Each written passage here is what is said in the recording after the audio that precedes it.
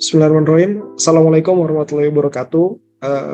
Kawan-kawan, kita jumpa lagi pada podcast kedua, di mana podcast belajar investasi ini adalah sebuah podcast perjalanan saya dalam belajar untuk berinvestasi, terkhusus di instrumen reksadana di Bibit, di mana saya mencoba untuk konsisten untuk memberikan update terbaru bagaimana kondisi reksadana saya, gitu kan. Dan juga bagaimana saya dalam mempersiapkan portofolio keuangan saya, dan harapannya ini bisa jadi referensi buat kawan-kawan, bisa juga jadi tambahan motivasi mungkin untuk kawan-kawan dalam memulai dan juga mempersiapkan portofolio keuangannya. Nah, jadi kalau di podcast pertama kemarin saya sudah sempat share gitu ya bagaimana performa portofolio saya dalam 2 minggu setelah saya coba untuk alokasiin di reksadana di aplikasi Bibit gitu kan. Dan kali ini kita akan coba update gitu ya, berapa sih dana saya. Dan portofolio saya hari ini adalah 1.700.000 berkurang gitu ya. Nah, ini yang ingin saya bahas hari ini ya, terkhusus terkait dana darurat gitu. Kenapa portofolio saya bisa berkurang nih? Nah, jadi kawan-kawan, beberapa minggu yang lalu ya, atau beberapa hari yang lalu gitu kan, saya harus menarik akhirnya uang yang ada di rekening reksadana saya karena ada kebutuhan darurat dan juga mendesak yang saya perlukan waktu itu. Ya, kita lihat kalau di historinya ya. Jadi saya tarik semua sekitar 3 juta di rekening reksadana saya karena ada kebutuhan yang mendesak dan juga darurat yang memang tidak bisa lagi untuk ditunggu tuh waktunya. Dan pada kesempatan kali ini di podcast kedua ini saya akan lebih banyak mungkin akan membahas tentang dana darurat. Kenapa? Karena saya kira ini penting banget dan juga kadang sering kita lupain gitu kalau kita lagi mau belajar memulai berinvestasi gitu. Yang pertama, kenapa dana darurat gitu? Kenapa dana darurat yang pertama yang harus kita siapkan dulu sebelum akhirnya kita bisa lompat ke step yang selanjutnya untuk menyusun tujuan atau financial goal kita gitu kan. Yang pertama kawan-kawan, dana darurat ini adalah dana yang memang kita persiapin untuk segala bentuk kebutuhan mendesak yang nggak kita rencanain pastinya, dan sifatnya itu mendesak dan harus kita bayarkan. Contohnya mungkin ada musibah, kemalangan, kebutuhan sekolah yang mendesak. Kebanyakan sih lebih ke sana gitu kan. Atau misalkan ada orang tua yang sakit ataupun hal-hal lainnya gitu kan. Atau diri kita sendiri gitu kan. Yang memang ini sudah kita alokasiin dan di luar dari kebutuhan bulanan kita gitu kan. Nah, umumnya banyak sekali ya kita yang ngelupain ini dan langsung fokusnya ke investasi jangka panjang, dana pensiun, dana pernikahan dan lain-lainnya. Tapi kita belum siapin nih bumpernya gitu kan. Atau perlindungan paling bawahnya, yaitu dari dana darurat tadi gitu kan. Nah, di sini saya akan tunjukin beberapa, ada piramid, financial planning pyramid. Ini bisa kawan-kawan cari di Google, bisa belajar di Google, banyak kok referensinya. Nah, ini adalah piramid yang menunjukkan sebenarnya dalam mengatur keuangan apa sih yang perlu kita siapin duluan gitu kan. Nah, yang pertama yang harus kita siapin jelas dari dana daruratnya gitu kan. Cash flow and emergency fund. Jadi dana darurat ini yang harus kita siapin dulu. Berapa sih nominalnya gitu? Berapa nominalnya? Banyak referensi, tapi umumnya yang saya pakai itu adalah nah ini kita bisa lihat ya. Kalau kita single, karena saya masih single gitu ya. Umumnya yang saya alokasikan itu 3-6 kali dari pengeluaran bulanan.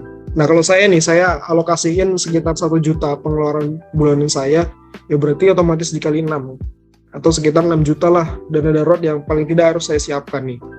Apakah dananya harusnya bisa lebih? Bisa, dan nggak harus cuma 6 juta gitu, nggak harus cuma 6 juta, tapi paling tidak gambarannya adalah seperti itu gitu kan, 6 kali dari kebutuhan bulanan kita gitu. Dan kalau kita nanti sudah menikah dan apalagi punya anak, tentunya ya jadi berubah lagi gitu kan, jadinya bisa lebih besar lagi gitu kan. Nah, ini sangat penting buat kawan-kawan semua Jadi saat kita lagi pengen nih udah bisa mulai menyusun portofolio, coba kita amanin dulu dana darurat kita.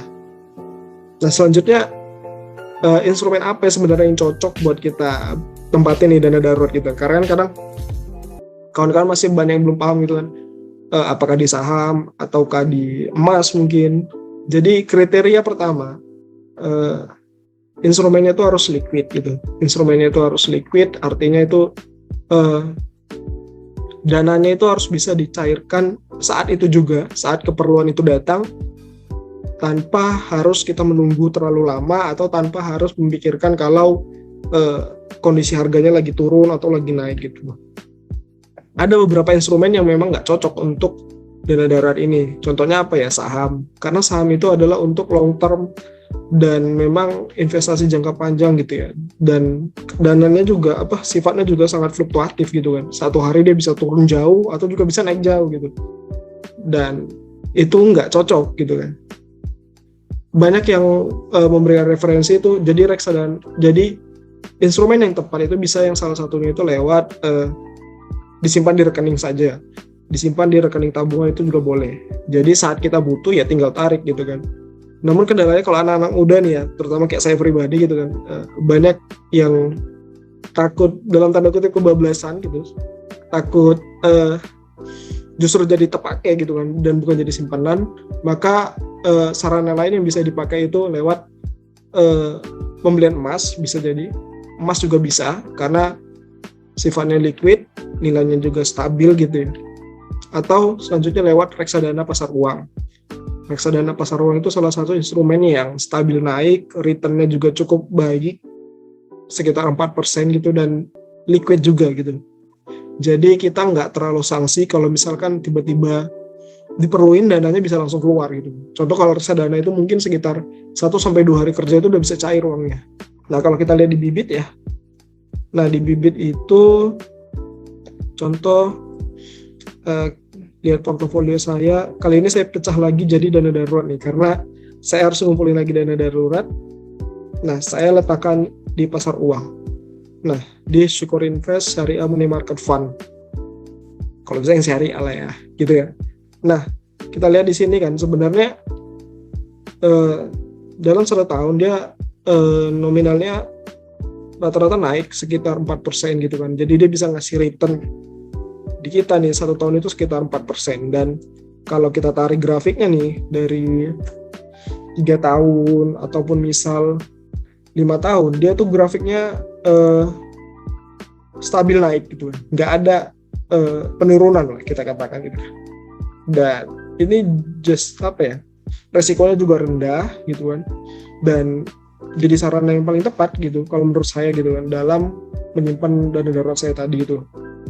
Nah tentunya ini jadi jadi referensi juga bagi kawan-kawan instrumen apa yang bisa kita buat gitu kan. Ada juga kalau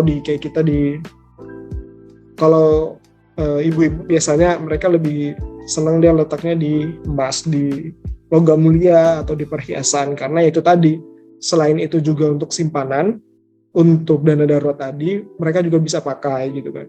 Jadi ya lebih fungsional lah bagi ibu-ibu. Nah kalau kita kan mungkin laki-laki mungkin rada terbatas ya gitu kan.